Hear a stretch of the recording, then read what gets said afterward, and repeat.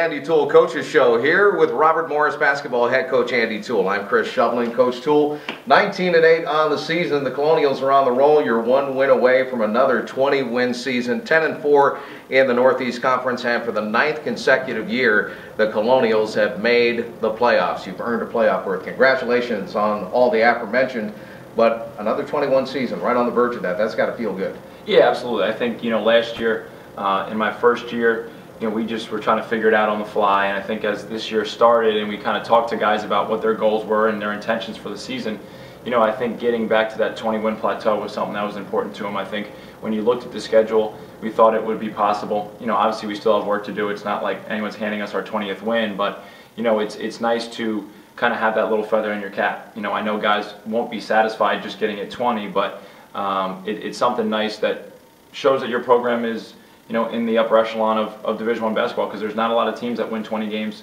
in any year, let alone multiple years like we have. A couple of coaches that I know have told me down through the years it is very difficult to win a Division I basketball game, let alone 20 of them, if you can get to that plateau this coming Thursday night. Without a doubt. I think it's much easier to lose games in Division I than it is to win them, because it's hard to win, and there's so many times during the course of a game, there's so many times during the course of a season where you face adversity, where you might face an injury, you might face something that comes up that you can't plan for and you can't prepare for.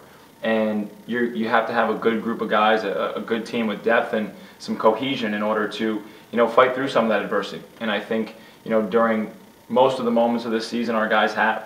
There have been some hiccups along the way, but that's bound to happen. And we know we're just trying to improve and finish this season out as strong as we can. All right, we'll talk about the guys who wear these uniforms coming up in a little bit, but right now let's focus on the last couple of wins, and I'll say the last couple because it was rivalry week. You got through it. 2 wins over St. Francis of Loretto, your longest rival. You played your 70th and 71st games against the Red Flash, and the last 2 were victories, including that last game here at home at the Toole Center, 70-56, the final score. Again, getting that behind you has to feel pretty good too. Yeah, absolutely. We've talked about my love of rivalry week over the years, and it's an odd feeling. It's almost like you finish the game Wednesday and you should say to be continued and show up again on Saturday. But I thought our guys handled it well. I told them before the game on Saturday that it would be a test of our maturity, and I think at times this year we've had some immaturity.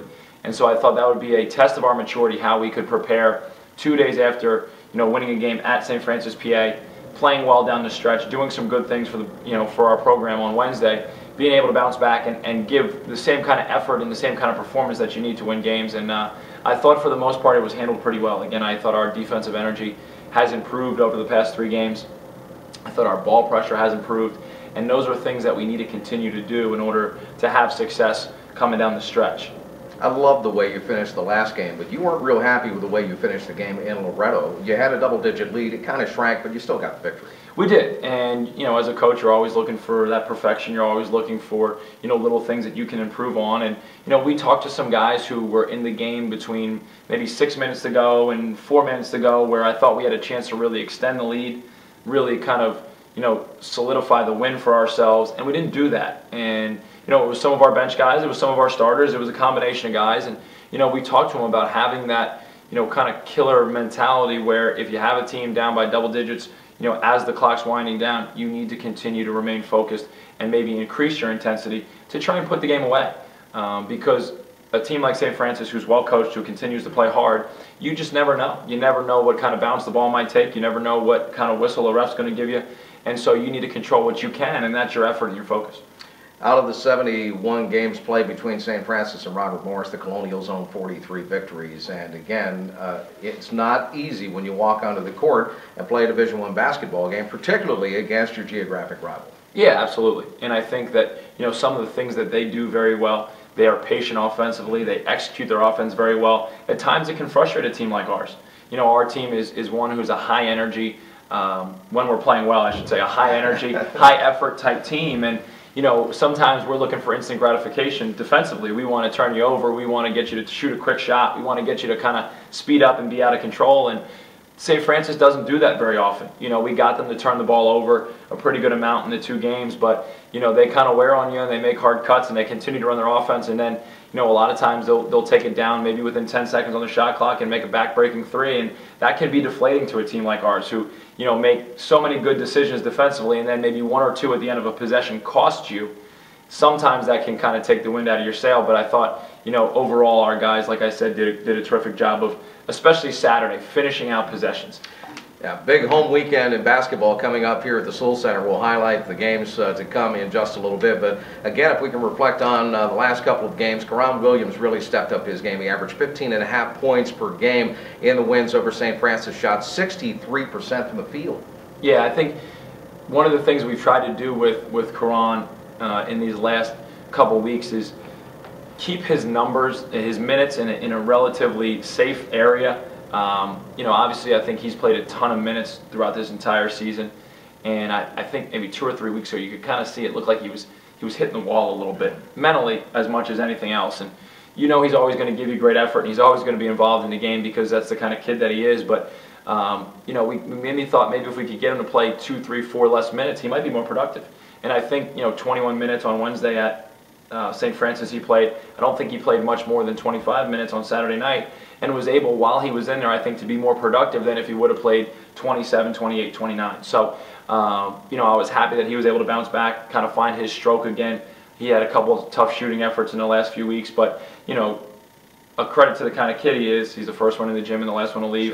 Sure. When I got in the gym today at noontime before practice, who's down there getting up shots? C-Ron. So, it's just a matter of time before he's going to continue to make the shots like he has for his first 2 years. That's always good to see. And it's always good to see Mike McFadden stepping up his game. Again, when you bring somebody new into the program, and Mike came in from Iona, had to sit a little while last year, but he became eligible at the beginning of the season. He's now starting to be a big part of the chemistry, starting to gel with the rest of the club. He averaged 12.5 over the last couple of games. He really has. And I thought when he when he came in that Louisiana Lafayette game, which was his first game that he was eligible for, he really hit the ground running. And I thought he had 3, 4, 5 games in a row where I was really excited about what he was doing. And then, he got a couple bumps, a couple bruises, he got a couple injuries, and his energy level kind of subsided. And, over the past 2, 3 weeks, we've talked to him about that. We've showed him film. We've said, Mike, you got to rebound more, you got to do this, you got to do that. And I think he's responded really well. And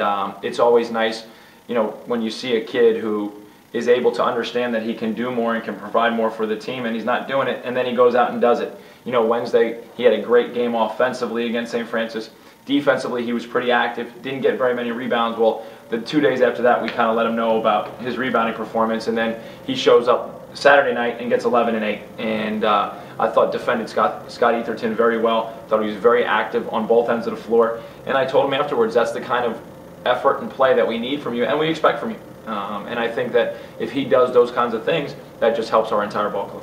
Coach Toole, we were kind of wondering if Russell Johnson was going to step it up this year again. I know you talked about being bumped and bruised in the grind of this season. It has taken its toll on Russell. He missed 6 of 7 games, but then he bounced back with a 10-point effort off the bench against the Frankies the other night, and he looked sharp. He looked really sharp. It was, I think, the best game he's had in a while, and I think that it was a product of his energy, I think sometimes we all scratch our head with Russell. We know how talented he is and we know how capable he is. But you look at him at time to time and you say, can he do more than that? And, it's hard when you have so much talent and so much ability. People expect so much from you. And so, Russell and I, we've gone back and forth at times about, his defensive effort and his defensive energy. And I thought as soon as he hit the floor on Saturday night, you could just see an energized Russell Johnson. And what a difference that made for our team. Whether it was block shots, whether it was steals, whether it was layups, whether it was assists, good open three-pointers. He made almost all the right decisions over the course of the night and really started that spark for us, really got us going in the right direction. And I think I told him after the game that he has some unique abilities that he brings to this team, and when he brings those on a consistent basis, we can be very good. When they're not so consistent, it's anybody's guess. You always talk about winning plays and plays that might not show up in the stat sheet. The other night, and we talked about that after the ball game and during the tail end of the broadcast, Belton Jones. Again, I think the biggest problem you have with Belton maybe is containing all that energy at times, because he is so energetic, he's so explosive, he's just a bulldog, a pit bull, if you will, on the court. But Belton Jones made a play. It appeared that the team had turned the basketball over. St. Francis is going down for what would appear to be either a layup or a dunk. Belton comes out of nowhere and just goes flat out, stretches out, taps the ball away, slides all the way through the end zone at the end of the court. Those are the types of plays that don't show up on the stat sheets, but man, they impress the coach, they impress the fans, and just tremendous effort. Yeah, absolutely. And we know that Belton's one of our leaders, and I think when he's willing to go and make those kind of plays, you just look up and down the bench and you say there's no excuse that everyone shouldn't be kind of making those kind of plays. I think some of those effort plays, some of those winning plays, I always correlate them to how much you care. And we know Belton cares very deeply about this program, about this place, to be successful, to win games. And I think it shows in his play. And we have other guys who follow suit, whether it's Lucky Jones or Ant Myers or Karan Williams. And I think we need to continue to have some more guys continue to follow that lead, because they're all capable. You know, they're all capable of making plays like that. And I just think it does so much for your team when guys are willing to do things like that. It just brings your team together, and I think it just deflates your opponent at times. Because as we saw, St. Francis basically had a breakaway layup, and it was taken away, and we were allowed to set our defense. And as you look down the bench sometimes at the opposing team and coaches, their jaws are dropped down because you know they want to know where the guy on their bench is going to do something like that. So it just was another great play in the long line of great plays Belton's made here in his 3 years. Yeah, he has a tendency of exasperating the opposing team. There's no doubt about it. And last week, 10.5 points, 8.5 rebounds on average in the games, in the wins by Robert Morris. And not only that, but Belton is really starting to move up on the all-time Colonial list, including free throws. He's been really knocking them down. And I've always said Belton is money at the tail end of the ballgame. In the last 6-7 minutes of the game, if I want somebody at the foul line, it's going to be Belton Jones. Yeah, absolutely. I always joke with him, too. If his freshman year free throw shooting percentage was a little higher, he would have got to 1,000 points much sooner. But it's something he's worked on, I think, really over time. His free throw shooting, and he's always been a guy who creates so much contact and he creates so much activity. It's just kind of natural for him to get to the line, and I think it's hard not to foul him when he goes into the lane, because he's coming into your body and he creates a lot of contact. He goes with such energy and such pace that you kind of get on your heels as a defender. And we've seen him in games this year take 15 plus free throws more than once, and so it's a credit to him and a credit to how he attacks the rim and attacks the game. And it's a good situation for us when we know that he's getting into the lane, either making a play for himself or making a play for his teammate. And I think that's something that he's really done. Like you said, 8.5 assists over the last 2 games. It's incredible, because I think a lot of our guys need his help sometimes to get wide open shots, and he creates so much attention and he attracts the defense so well that it just makes sense for him to be able to make the right decision and get it to the people who are open and can make those shots. Yeah, that's 8.5 dimes. I think I said rebounds earlier. And speaking of assists, your team made 41 assists in the 2 games over St. Francis, the 2 wins over St. Francis, and not all of those were Belton Jones. The passing seems to be a little crisper, it seems to be a little tighter, it's a lot faster inside the lane. Even your big guys are getting assists right now. Yeah, and I think that's a product of guys trusting the guy they're throwing it to. And we've really worked hard to explain shot selection, to explain different situations defensively where, it's a good play for your team if you draw 2 guys. That's a positive play for your team. And now you got to trust when you give it up to the guy who's open that he's going to be able to make the right decision with it, whether it's shoot it or give it to the next guy. And it's amazing. It's like a magic formula. Your number of assists go up and your shooting percentage somehow shoots up. And it's clearly a product of just the shots you're taking and the way that you're moving the basketball. And I think we've moved the ball as well as we've done all year in these last 3 games, and it's something that we need to continue to do. Bryant is going to change defenses on us. They're going to do a bunch of different things. Central Connecticut, we know how tough that they are defensively. We need to stay with that formula offensively as we continue to finish out this regular season. 110 wins since the 07-08 season. The program is truly on a roll. You're on the verge of getting your 20th here this year if you can beat Bryant on Thursday night. Let's talk about the last 2 home games of the regular season here at the Toole Center, Bryant and Central. I know these are going to be tough, and people were looking at Bryant saying, that's going to be a pushover. There is no such thing as a pushover in Division I basketball. No, not at all. We've already talked about how hard it is to win games at the Division I level, and I think we've also talked about during the course of the year about the improvement in the Northeast Conference, and that every game, regardless of record, teams are playing hard and they're competing to win. And we have to make sure that we do the proper things to come out and play the way you're supposed to. You have to always respect your opponent. You have to always respect the game, and you have to prepare yourself accordingly. And I think that's no different on Thursday night. Alex Francis, who's the leading scorer for Bryant. He was the Rookie of the Year in this league last year, and he put up 40 on LIU, who was the league champion. So don't tell me that he can't play, and don't tell me that he's not capable of hurting you. And Frankie Dobbs is, averaging, 13.5 points and almost 6 assists a game. So they have some very good players. Coach O'Shea is a terrific coach, and he's going to have those guys coming in here trying to win the basketball game. And so, we have to understand in this locker room that we have to go out and be prepared for that. All right, Central Connecticut State, they popped you the first time around. They did, and I thought Howie Dickerman did a great job. I thought they played with as much defensive energy in that first game as they did all year long. Watching a number of their tapes leading up to that game, they looked like a different team defensively in that game, and I think that kind of stunned us.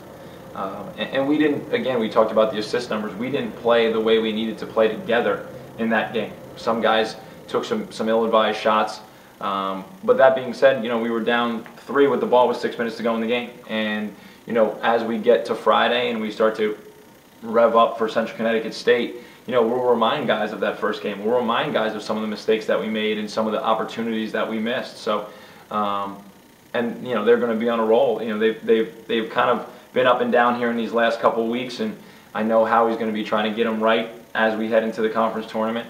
And I'm sure they're going to have an interesting week of practice this week, and they'll be sharp and ready to go. I'm sure it'll be another war between Robert Morris and Central Connecticut. We're in the stretch run. I'm sure there were some interesting practices this week in this building. Yeah, occasionally they get interesting. It's not always my fault either, I'll be honest. No, we've had 2 good days of practice. Yesterday I thought we had some good energy. You're always a little concerned about coming off a couple wins and then having an off day, seeing how the guys respond. But I keep reminding our guys that we have so much still to improve on. There's still so many things we can clean up and take care of in terms of our own end. That the hour and a half to 2 hours that we go now this late in the season, it's such valuable time. And we also started to really use a lot of film work just to kind of maybe get them off the floor, but continue to teach them situations and things that are going to be popping up here in these last 4 games. So yesterday I thought we had a very good practice, and today I thought we had an even better practice. So I'm excited to see how the guys come and respond tomorrow. And this is such an exciting time, I think, to be a Division I basketball player, especially when you're on a successful team and you're looking at fighting for home games in the conference tournament. You're fighting for seeding. You're fighting to get to 20 wins. You're fighting to get back to the NCAA tournament. And I think there's not much more that you're going to go through during the course of your lifetime that's more exciting than this time right now. And I try and remind them of that as much as I can. Remind them that this isn't a punishment to come here and be a Division I basketball player. It's actually a privilege. Even the practices are a privilege, because I tell them all the time, in 10 years, the worst practice you ever had, you're going to wish you could come back and take part in it again. And if they can start to remember that and that kind of sink into their brain, I think that might help them through some of the times that they think they're getting punished or working harder than they'd like. All right, it's going to be a treat for the fans, and right now it's on you to come out and support the Colonials. We need you here Thursday night when they take on the Bryant Bulldogs, and of course Saturday against Central Connecticut State with head coach